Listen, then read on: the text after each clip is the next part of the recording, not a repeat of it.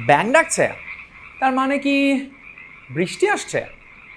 এই বৃষ্টি কিন্তু ফসলের জন্য উপকারী, তবে আবার সেই বৃষ্টি যদি হয় টানা 3 থেকে 4 দিন বা তারও বেশি, তাহলে এই বৃষ্টি আবার ফসলের ক্ষতির কারণ।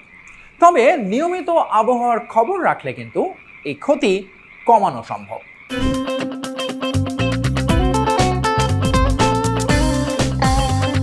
অতিবৃষ্টির হাত থেকে আপনার ফসলের ক্ষতি কমাতে যা যা করতে পারেন।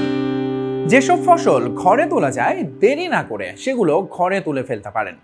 বৃষ্টির পানি যেন জমিতে জমতে না পারে সেজন্য আগে থেকেই নালা কেটে পানি সরিয়ে দেওয়ার ব্যবস্থা রাখতে পারেন।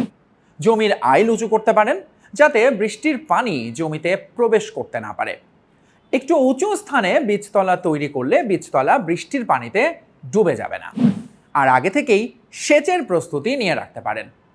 এই সময়ে টানা বৃষ্টির ফলে বন্যা হওয়ার সম্ভাবনাও কিন্তু বেড়ে যায়, তাই বন্যার পূর্বাভাস অবশ্যই জেনে নিন এবং বন্যায় যে সকল ফসলের ক্ষতি কম হয় সেই সকল ফসল চাষ করুন। আর এ বিষয়ে আরও বিস্তারিত জানতে আপনার কাছের কৃষি অফিসে যোগাযোগ করতে পারেন অথবা 16123 এই নাম্বারে যোগাযোগ করতে পারেন।